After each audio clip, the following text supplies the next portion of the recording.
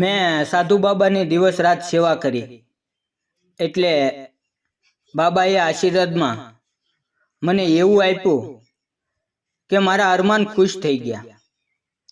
નમસ્કાર દોસ્તો, મારું નામ ગીતા છે અને બધા મને પ્રેમથી ગીતો કહે છે. મારી ઉંમર 25 વર્ષની છે અને મારા લગ્ન એક મોટા પરિવારની અંદર થઈ ગયા છે. મારે 5 નણંદ છે. હું જોવામાં ખૂબ જ સુંદર છું. હું તમને જણાવી દઉં કે કોલેજના દિવસોની અંદર હું ખૂબ જ આનંદ કરી રહી છું. કોલેજની અંદર અમારા ખૂબ સારા મિત્રો હતા. કોલેજની અંદર ઘણા શિક્ષકો સાથે અને મારી સાથે અભ્યાસ કરતા વિદ્યાર્થીઓ સાથે અને છેલ્લે પ્રિન્સિપાલ સાથે પણ મેં ખૂબ જ આનંદ કરેલો છે. અત્યાર સુધીમાં મને આનંદ કરવામાં કોઈ પરેશાની કે મુશ્કેલી નહોતી આવી. જ્યારે મારા લગ્ન થયા ત્યારે હું ખૂબ જ આનંદમાં હતી, કારણ કે આગળ મારે અલગ અલગ જગ્યાએ કોઈ પણ વસ્તુ ગોતવાની જરૂર નહીં પડે, કારણ કે મારા પતિ મને ખૂબ જ ખુશ રાખશે. મારા સાસરિયામાં એક ગુરુજી હતા. તેને બધા લોકો ખૂબ જ માનતા હતા. ગુરુજીની આજ્ઞા વિના ઘરમાં કોઈ કામ થતું નહીં. ઘરના મંદિરમાં તેનો ફોટો પણ રાખેલો હતો. લગ્નની પહેલી રાત્રે જ્યારે મારા પતિ મારા રૂમમાં આવ્યા તો હું શાંતિથી મારા બિસ્તર પર બેઠી હતી. મારા પતિનું નામ સચિન હતું. મને લાગ્યું કે આજે તે મારા ભૂકા કાઢી નાખશે, પણ તે અચાનક શાંત થઈ ગયા. મેં જોયું કે નળમાંથી પાણી નીકળી ગયું હતું. આ શું? કંઈ પણ કર્યા વગર આ પાણી કેમ નીકળી ગયું? 5 મિનિટ પછી મેં તેને ઉંદેડાની ઘોડે પકડીને રગડવાનું શરૂ કર્યું, પણ તેનો કોઈ ફાયદો થયો નહીં. થોડી મહેનત કર્યા પછી તેની અંદર ફરીથી ઉત્સાહ ભરાણો, પણ તે ફક્ત 2-3 મિનિટ માટેનો ઉત્સાહ હતો. મારા ચહેરા ઉપરથી હસી ગાયબ થઈ ગઈ, કારણ કે મને મારા જૂના દિવસો યાદ આવવા લાગ્યા હતા. મારા પતિ ખૂબ જ કમજોર હતા. હું ઉદાસ રહેવા લાગી. થોડા દિવસ પછી ગુરુજી અમારા ઘરે આવ્યા. બધા લોકો તેની કૃપા અને આશીર્વાદ લેવા માટે તૈયાર થઈ ગયા. મારે પણ તેમાં સામેલ થવાનું હતું. તેની ઉંમર 40 વર્ષની આજુબાજુ હતી. મજબૂત શરીર અને ખૂબ જ સારી ઊંચાઈ.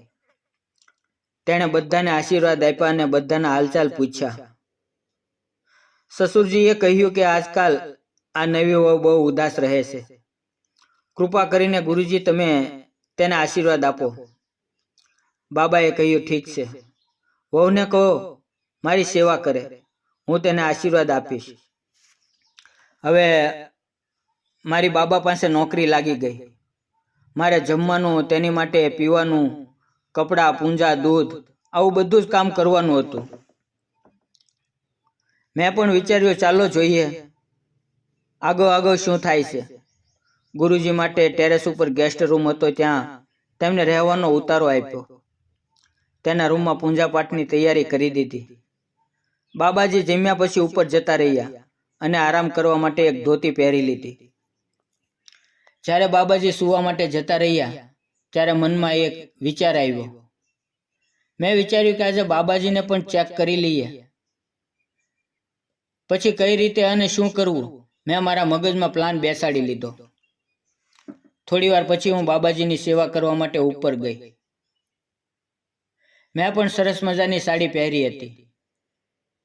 હું જ્યારે ઉપર ગઈ ત્યારે બાબાજી શાંતિથી આરામ કરી રહ્યા હતા.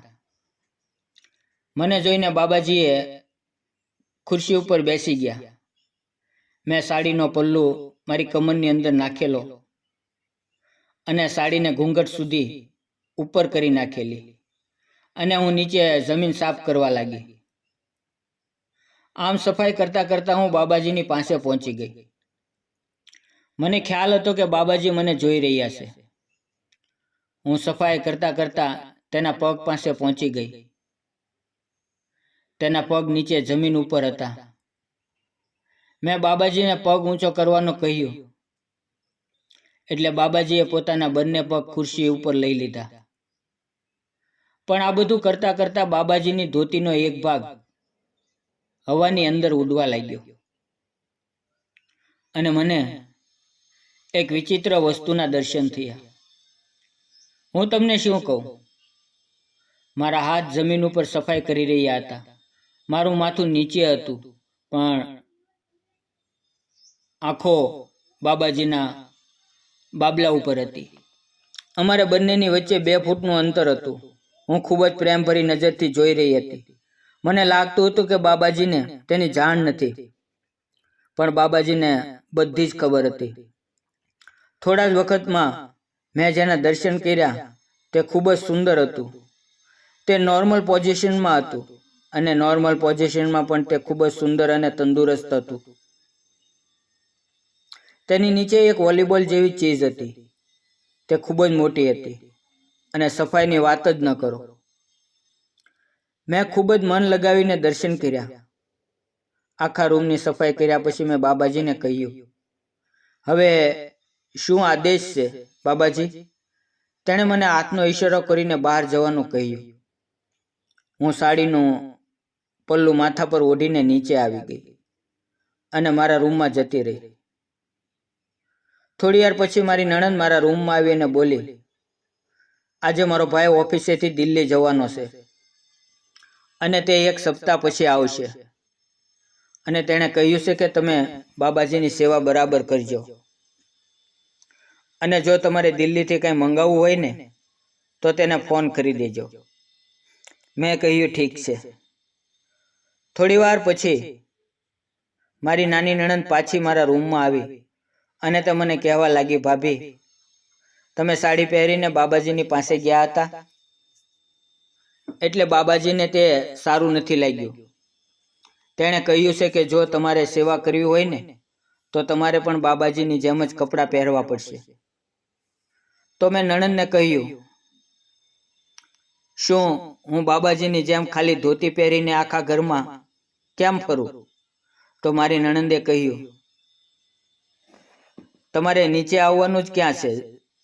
બાબાજીની બાજુની રૂમ ખાલી પડી છે, તમે ત્યાં જ રોકાઈ જજો અને બાબાજી પાસે જાઓ ત્યારે કપડાં ચેન્જ કરીને જજો. અને જો તમારે નીચે આવવું હોય ને તો તમે સાડી પહેરીને નીચે આવી જજો. મેં તેને કહ્યું, હું આ રીતે આખો દિવસ કપડાં બદલતી રહી તો મારી નણંદ બોલી, તો તમે ઉપર જ રહેજો. આમ પણ મારા ભાઈ ઘરે તો છે જ નહીં, એટલે તમે બાબાજીની સેવા કરો અને જો તમારે કોઈ વસ્તુની જરૂર હોય ને તો મને બોલાવી લેજો, હું તમને ત્યાં પહોંચાડી દઈશ. તેનો આઈડિયા મને પસંદ આવ્યો. મારી નણંદના ગયા પછી હું બાથરૂમમાં ગઈ અને સ્નાન કરીને બહાર આવી. જ્યારે હું બહાર આવી તો મારી નણંદ મારા રૂમમાં હતી. તેના હાથમાં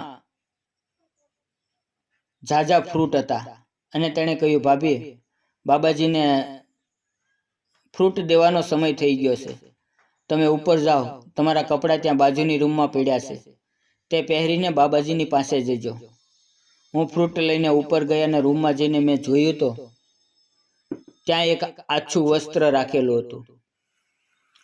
મેં તેને ખોલીને જોયું તો તે સાડીની જેમ ખૂબ જ મોટું હતું. મેં મારા પહેરેલા કપડાં દૂર કર્યા અને બાબાજીએ આપેલું વસ્ત્ર મારા શરીર ઉપર ધારણ કર્યું. તે મારા ગોઠણ ઉપર જ હતું. જ્યારે હું બેસીને જોયું તો દરવાજો દેખાતો હતો. તે એટલું આસુ હતું કે આરપાર બધું જ દેખાતું હતું. હું ફ્રૂટની ડીશ લઈ બાબાજીની પાસે ગઈ. બાબાજીએ મને જોઈ અને બેસવા માટે કહ્યું. હું તેની બાજુમાં પલોઠી લગાવીને બેસી ગઈ. બાબાજી ફળ ખાતા ખાતા મને જોઈ રહ્યા હતા. ફ્રૂટ ખાધા પછી બાબાજીએ કહ્યું, લાઇટ બંધ કરી દો અને તમે બાજુવાળા રૂમમાં રહો. હું ડીશ લઈને બહાર આવી તો મારી નણંદ સીડી ઉપર ઊભી હતી. મેં તેને કહ્યું, મને બાબાજીએ અહીંયા રહેવા માટે કહ્યું છે, એટલે મારે અહીંયા જ રહેવું પડશે. તો મારી નણંદે કીધું, કાંઈ વાંધો નહીં, અને તે જતી રહી. પછી તે એક ચાદર લઈને આવીને કહ્યું, ભાભી, તમે આ ઓઢીને સૂઈ જજો. હું મનમાં વિચારતી હતી કે આ ચાદરનું શું કામ છે? આજે તો એમ જ રહેવાનું છે. મેં છતનો દરવાજો પછી બંધ કરી દીધો, કારણ કે હવે કોઈ મને ડિસ્ટર્બ ના કરે. બાબાજીએ પણ પૂરેપૂરા દર્શન કરી લીધા હતા.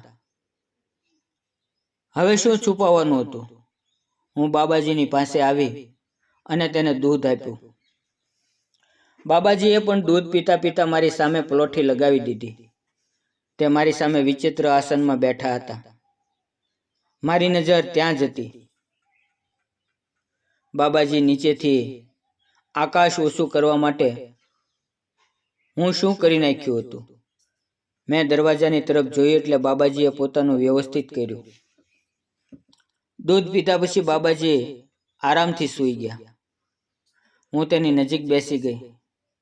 તેણે કહ્યું, મારી સેવા કરો, અને તેણે મારો હાથ મૂકી દીધો.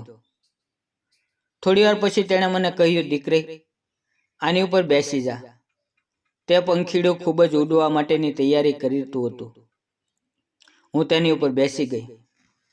બાબાજીએ પોતાના મંત્ર વિધિથી અને યંત્ર વિધિથી મને બ્રહ્માંડના દર્શન કરાવ્યા. લગાતાર 1 કલાક સુધી મને સ્વર્ગની અંદર સફર કરાવી. મારી આંખો બંધ હતી, પણ મને બધું જ દેખાતું હતું. થોડી વાર પછી હું થાકી ગઈ એટલે બાબાજીએ મને બાજુમાં બેસવા માટે કહ્યું. સવાર થતાં થતાં બાબાજીએ મારી પાસે 4 વાર સેવા અને પૂજા કરાવી. અને પછી તેણે કહ્યું, હવે સવાર પડી રહી છે અને મારે આરામનો સમય થઈ ગયો છે. હવે આપણે આવતીકાલે ફરી વખત આ પૂજાનો લાભ લઈશું અને હું તમને માંગો તેવું વરદાન આપું. આટલું કહીને તેણે પ્રસાદ મારા મોઢામાં મૂક્યો અને બાબાજી પોતાની સૈયા ઉપર આરામ કરવા લાગ્યા. મિત્રો, તમને વિડીયો કેવો લાગ્યો તે કોમેન્ટ કરીને જરૂર જણાવજો. જો તમે આ ચેનલ ઉપર નવા આવ્યા હોવ ને તો ચેનલને લાઈક અને સબસ્ક્રાઈબ જરૂર કરી દેજો. મિત્રો, આપણે ફરી મળશું આવતીકાલે એક નવા વિડીયોમાં. ત્યાં સુધી આવજો. વિડીયો પૂરો જોવા બદલ આપ સૌ મિત્રોનો દિલથી ખૂબ ખૂબ ધન્યવાદ મિત્રો.